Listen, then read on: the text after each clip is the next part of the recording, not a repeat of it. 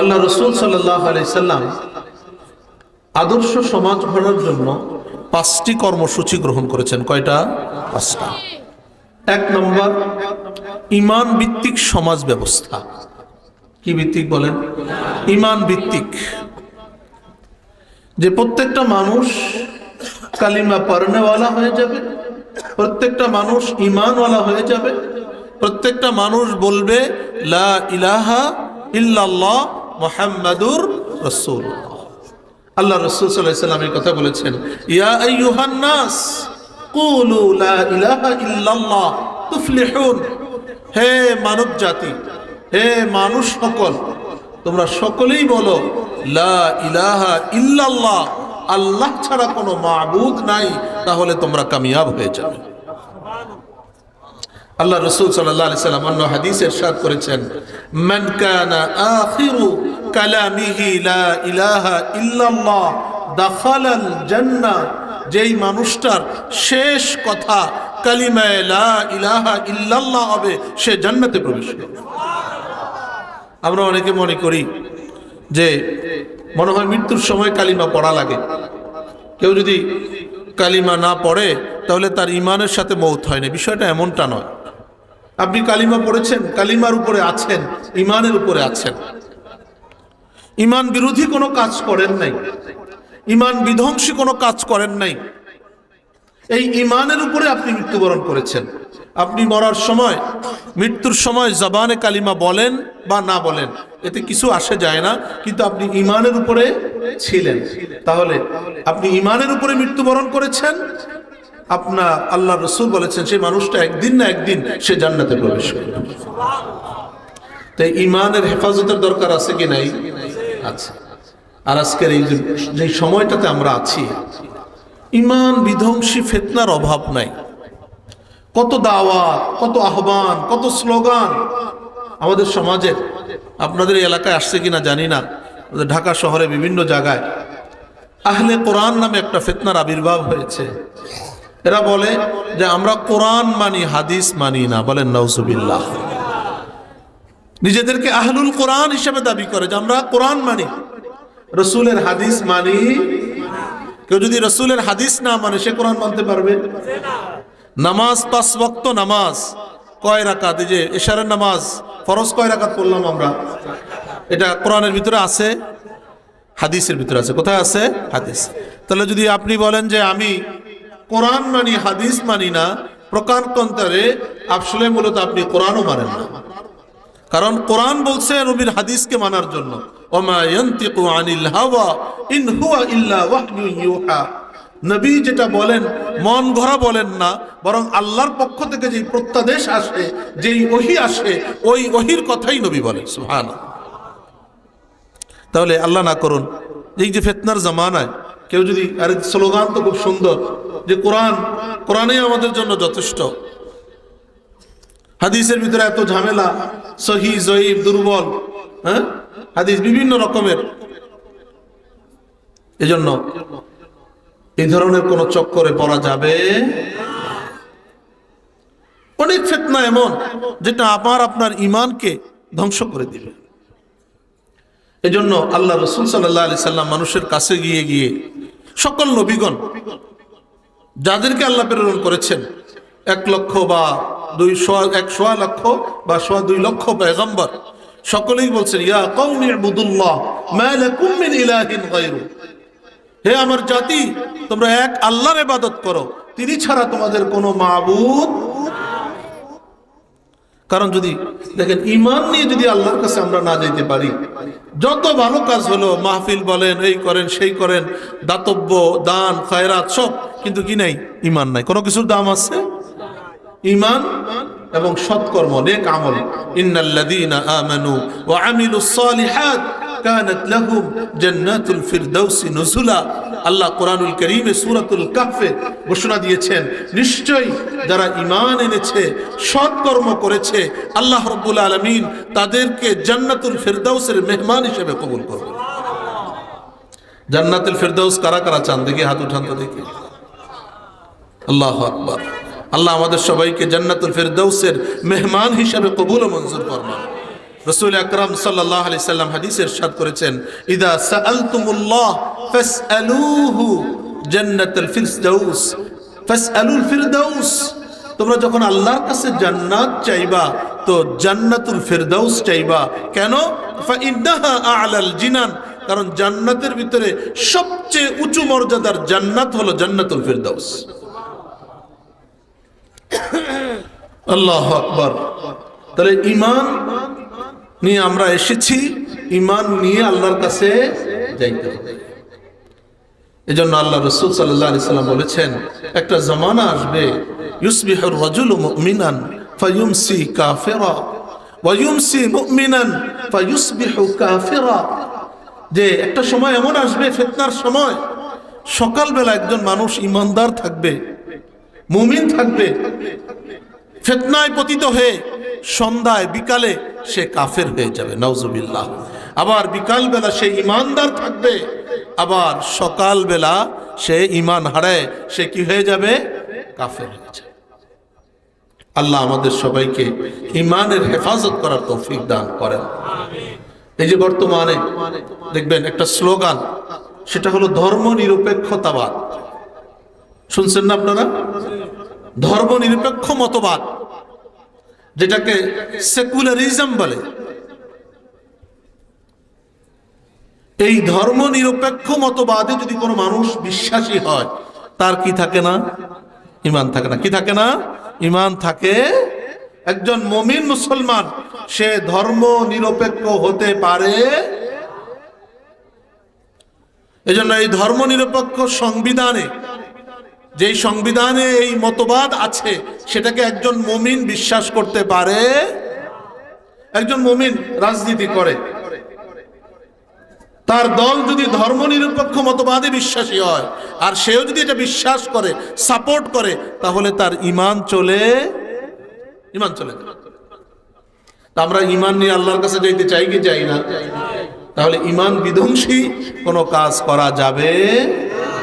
আমাদের সমাজে দেখবেন ভোট আসলে অনেক মানুষ এমন মসজিদে আসে, তারা বক্তব্য দেয়, আবার মন্দিরে গিয়ে তাদের যেই হিন্দুদের ধর্মাবলম্বী যারা আছে তাদের বিভিন্ন জিনিস তাদের ভিতরে লাগায় না, কি বলেন, কপালে দেয়, পোশাক পরে, তাদের ধর্মের প্রতি উদারতা প্রদর্শন করে, আবার বলে ধর্ম যার যার উৎসব সবার।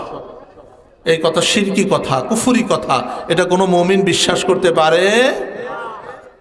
ঈমান চলে যাবে। ধর্ম যার যার উৎসব তার তার, ধর্ম যার যার উৎসব কি তার। এটা হলো একজন মুমিনের বিশ্বাস।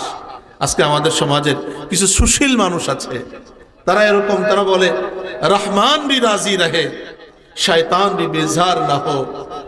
আল্লাহ রাজি থাকে, আবার শয়তানও তারা কি করতে চায় না, নারাজ করতে চায়। নাউজুবিল্লাহ মিন যালিক। তারা চিন্তা করে যে আমরা মসজিদে যাব, আমরা মন্দিরেও যাব, মসজিদে আল্লাহকে সেজদা করব, মন্দিরে গিয়ে দেবতার সামনে মাথা ঝুঁকাবো। বলেন নাউজু, তার ঈমান থাকবে? থাকবে। এজন্য আল্লাহ রাসূল সাল্লাল্লাহু আলাইহি সাল্লাম প্রথম যে কাজ করেছেন, ঈমান ভিত্তিক সমাজ প্রতিষ্ঠা করেছেন। আমরা চেষ্টা করব তো ইনশাআল্লাহ, আপনার এলাকার সব মানুষগুলো যদি ঈমানদার হয়ে যায়, সব মানুষগুলো যদি নামাজি হয়ে যায়, সব মানুষগুলো যদি আজান হয়ে গেলে মসজিদে চলে যায়, সব ব্যবসায়ীরা যদি নামাজি হয়ে যায়, ঈমানদার হয়ে যায়, সত্যবাদী হয়ে যায়, বিশ্বস্ত হয়ে যায়, মানুষকে ধোঁকা না দেয়, তাহলে সমাজের চিত্র পরিবর্তন হবে কি হবে না? এজন্য ঈমানের মেহনত। সাহাবায়ে কেরাম রিদওয়ানুল্লাহি তাআলা আনহুম আজমাইন, তারা পরস্পরে সাক্ষাৎ হলে বলতেন, ইজলিস বিনা নুমিন সাআতান, আরে কিছু সময় আমাদের সাথে বসো, আমরা একটু ঈমানের মুযাকারা করি, ঈমানের আলোচনা করি, ঈমানটা কিভাবে তাজা হয়। তাহলে সর্বপ্রথম এক নাম্বার কাজ হলো ঈমান ভিত্তিক সমাজ প্রতিষ্ঠা। আমরা চেষ্টা করব তো এর জন্য ইনশাআল্লাহ। এক। দুই নাম্বার, ইনসাফ ভিত্তিক সমাজ প্রতিষ্ঠা। কি ভিত্তিক? ইনসাফ, আদল ভিত্তিক সমাজ ব্যবস্থা। অর্থাৎ কেউ কারো উপরে জুলুম করবে না, মালিক শ্রমিকের উপরে জুলুম করবে না, শ্রমিক মালিকের উপরে জুলুম করবে না, শাসক তার অধীনস্থদের উপরে জুলুম করবে না,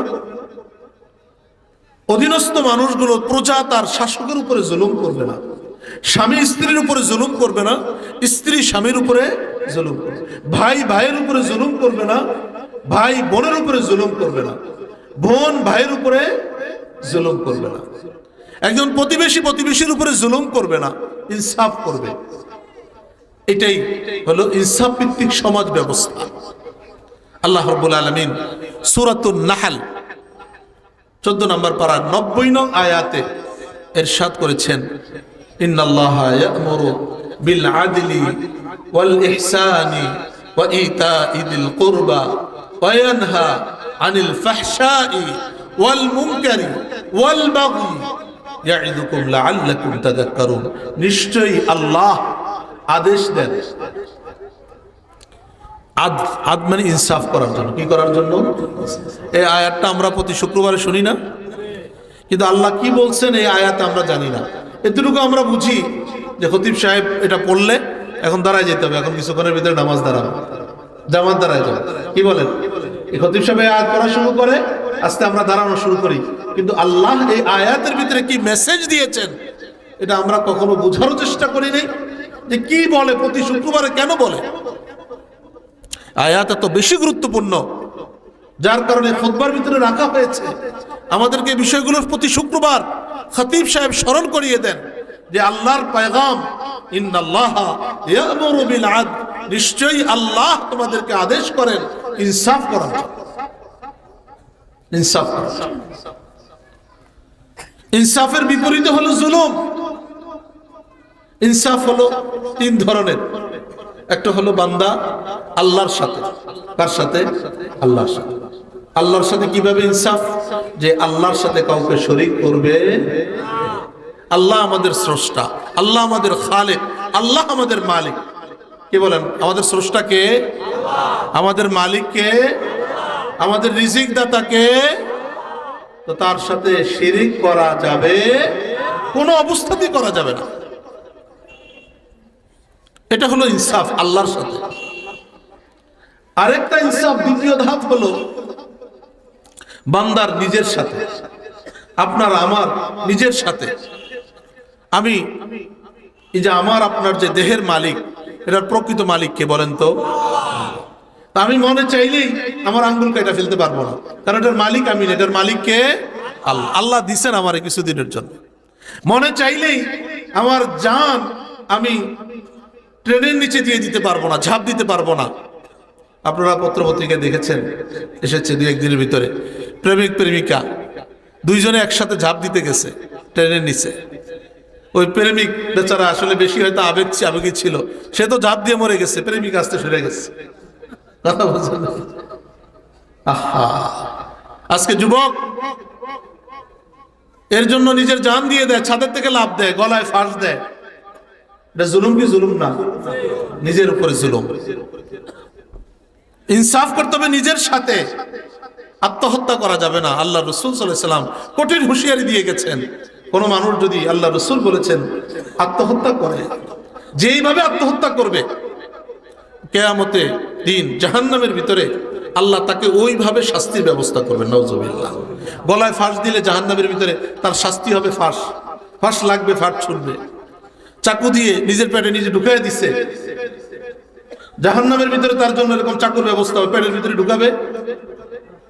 উপর থেকে পড়ছে জাহান্নামে পাহাড়, আগুনের পাহাড়, এর থেকে সে নিচে পড়বে, আবার উঠবে, আবার পড়বে। বলেন নাউজুবিল্লাহ। আল্লাহ রাসূল বলছেন, খালিদান মুখাল্লাদান ফিহা আবাদা, চিরকাল সেভাবে করতে থাকবে।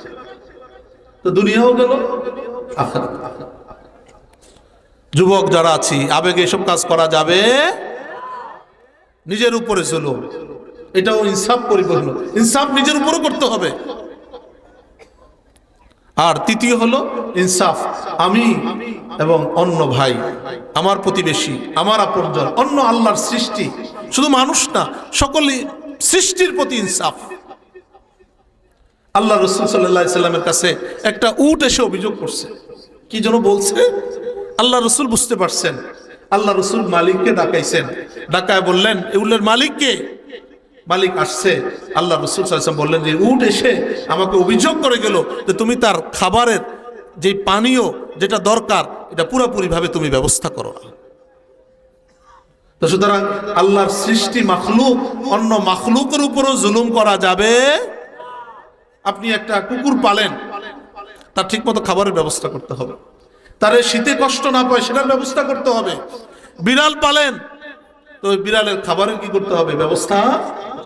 মাছ পালেন একুরিয়ামে শখ করে, নিয়ম করে তার কি দিতে হবে? খাবার দিতে হবে, মানে জায়েজ হবে না। আল্লাহর সৃষ্টিকে কষ্ট দেওয়া যাবে না, জুলুম করা যাবে না। কাল কিয়ামত দিবসে আপনার আমার নাম জালেমের খাতায় উঠে যাবে। তাহলে ইনসাফ ভিত্তিক সমাজ, কি ভিত্তিক? ইনসাফ। আল্লাহ রাব্বুল আলামিন কোরআনুল কারীমে বলেছেন ইন্নাল্লাহা ইয়া'মুরু বিল আদল, নিশ্চয়ই আল্লাহ তোমাদেরকে ইনসাফ করার হুকুম দেন। এরপরে ওয়াল ইহসান, অনুগ্রহ করার, দয়া করার মানুষের প্রতি। ওয়া ইতাইদিল কুরবা, নিকটাত্মীয় তাদের হক আদায় করা।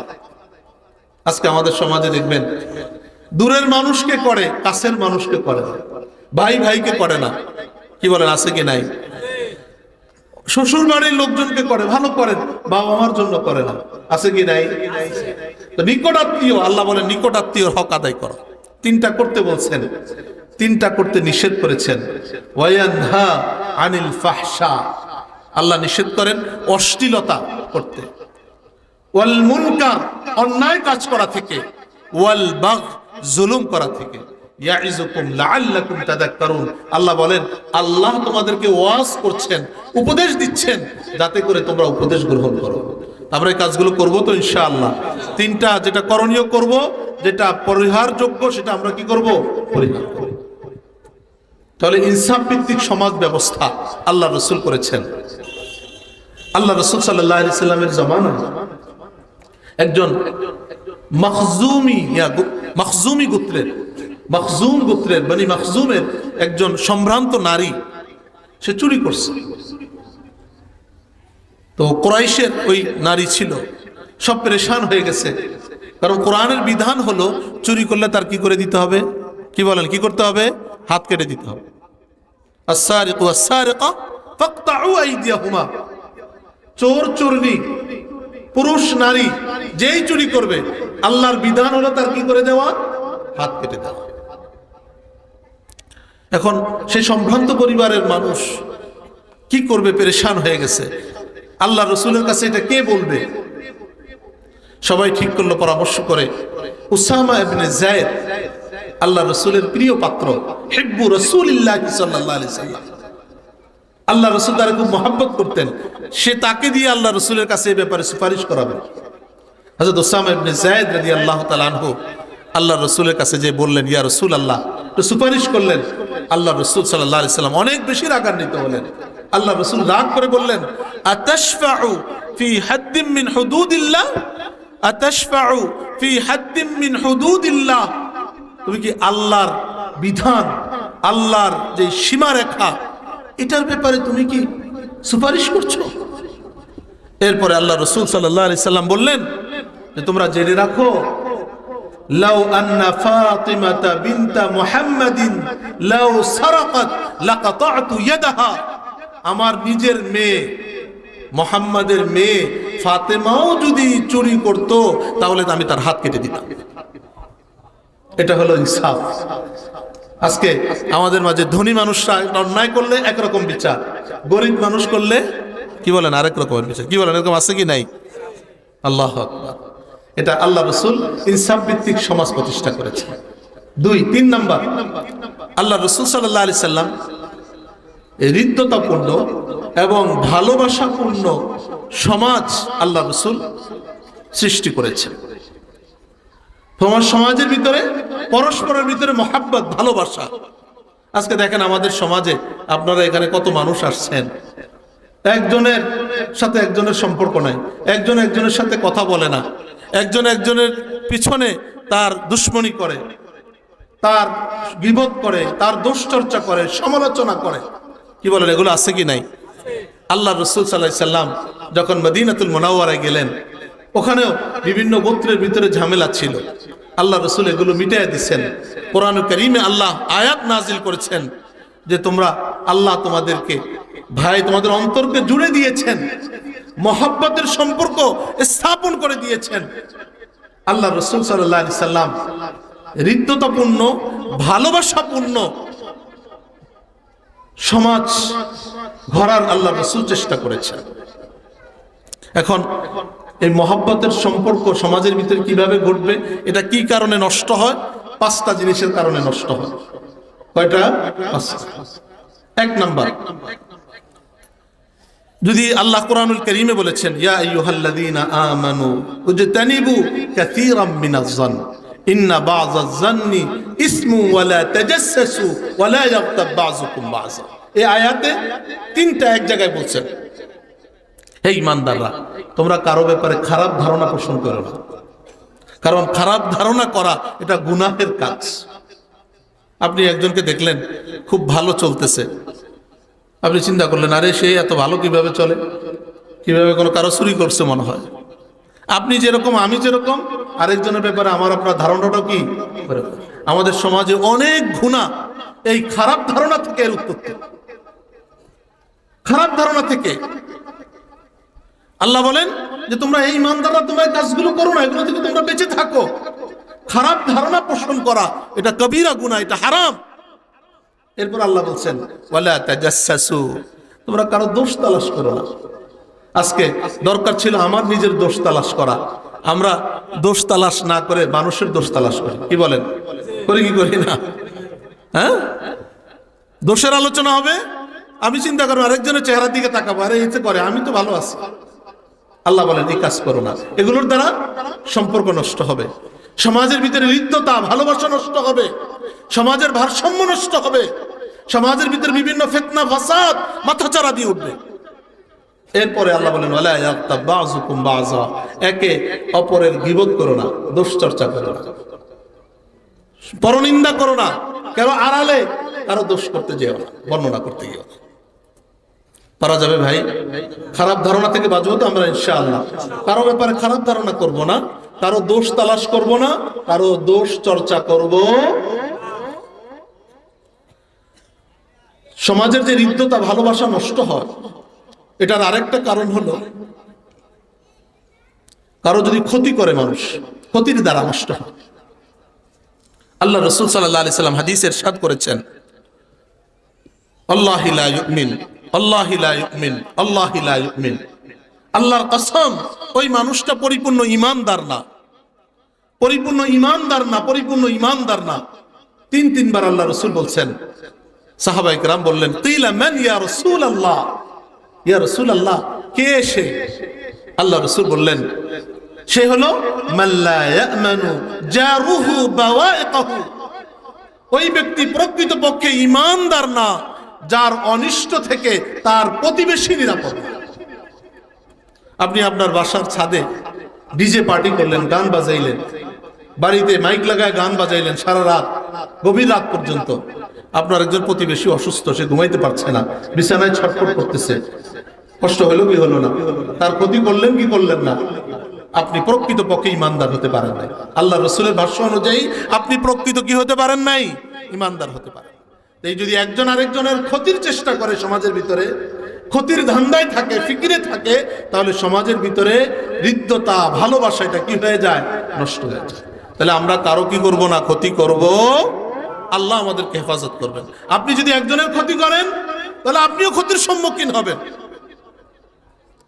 পরস্পরের সমাজের ভিতরে যে হৃদ্যতা ভালোবাসা এটা ঠিক থাকবে, সেটার মাধ্যম হলো সালামের প্রচার প্রসার করা। কিসের প্রচার প্রসার করা? সালামের প্রচার। আল্লাহ রাসূল সাল্লাল্লাহু আলাইহি সাল্লাম বলেছেন যে তোমরা জান্নাতে প্রবেশ করতে পারবে না যতক্ষণ না তোমরা ঈমানদার হবে, আর তোমরা প্রকৃত ঈমানদার হতে পারবে না যতক্ষণ না তোমরা পরস্পরে এক অপরকে ভালোবাসবে। আর তোমরা ভালো কিভাবে ভালোবাসবে এক অপরকে? আল্লাহ রাসূল সাল্লাল্লাহু আলাইহি সাল্লাম বলে দিয়েছেন আফশুস সালামা বাইনাকুম, তোমরা একে অপরের মাঝে সালামের প্রচার প্রসার করো, সালামের প্রচার প্রসার করো। তাহলে সালামের প্রচার প্রসারের দ্বারা তোমাদের পরস্পরের ভিতরে কি হবে? মহাব্বতের সৃষ্টি। আজকে আমরা একজন একজনকে দেখলে চেহারা ফিরে ফেলি, দেখা হলে আপনি আরেক দিকে চেহারা ফিরে চলে যান। সালাম এটা আমরা ছেড়ে দিয়েছি। আমরা মনে করি যে আমাকে আগে সালাম দিতে হবে, আমি বড় হুজুর, আমি বড় মুরব্বী। অথচ আল্লাহ রাসূল সাল্লাল্লাহু আলাইহি ওয়াসাল্লাম বলেছেন, যে ব্যক্তি প্রথমে সালাম দেয়, যেই ব্যক্তি আগে সালাম দেয়, ওই ব্যক্তি অহংকার মুক্ত থাকে। বলেন সুবহানাল্লাহ। তো পরস্পরের সমাজের ভিতরে হৃদ্যতা, ভালোবাসা, মহাব্বত সৃষ্টি করতে হলে কি করতে হবে? সালামের প্রচার প্রসার করতে হবে। পারা যাবে ইনশাআল্লাহ? হ্যাঁ। আর কি কাজ করতে হবে? পরস্পরের মহাব্বত সমাজের ভিতরে যদি করতে হয়, যারা মাজলুম, নিপীড়িত মানুষ আছে, অসহায় মানুষ আছে, তাদের সহযোগিতা করতে হবে।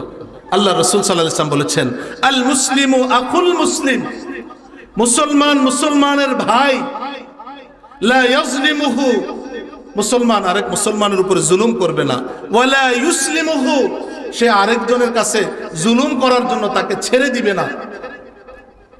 মুসলমান সে তার বিপদে এগিয়ে আসবে। আল্লাহ রাসূল সাল্লাল্লাহু আলাইহি ওয়াসাল্লাম বলেছেন, মান ফাররাজা আন মুমিনিন কুরবাতান ফাররাজাল্লাহু আনহু কুরবাতান মিন কুরাবিদ দুনিয়া ওয়াল আখিরাহ।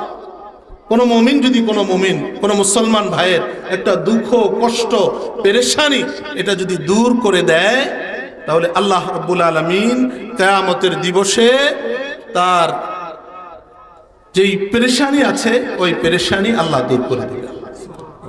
10:30 পর্যন্ত আমাকে বলা হয়েছে যে আসুক, আমি কথা 10:30 পর্যন্ত বলবো। এরকম বললে তো কথা বলা যায়। আপনি আপনার কাজ করেন, এভাবে করলে কথা বলা যায় না। 10:30 আমি জিজ্ঞাসা করে নিচ্ছি, আমি এর ভিতরে আলোচনা শেষ করি। আমি কিছু কি দিচ্ছেন কেন? দিলে কি হয়েছে? কেন আনছেন আমাকে? দাওয়াত দিচ্ছেন কেন? ওনাদেরকে দাওয়াত দিতে শুনুন। আমি একটা আলোচনা নিচ্ছি, এটা শেষ করবো 10:30 মধ্যে। 10:30 পরে আপনি বলতে পারেন।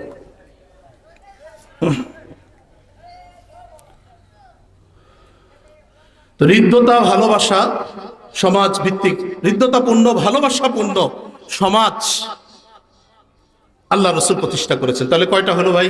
3টা। প্রথম হলো ঈমান ভিত্তিক সমাজ, দ্বিতীয় হলো ইনসাফ ভিত্তিক সমাজ, তাই না? তৃতীয় হলো মহাব্বত এবং ভালোবাসাপূর্ণ সমাজ আল্লাহ রাসূল সৃষ্টি করছে। এটা করার জন্য কয়টা জিনিস? 4টা জিনিস আমি আপনাদেরকে বললাম, যে আমরা কি করব?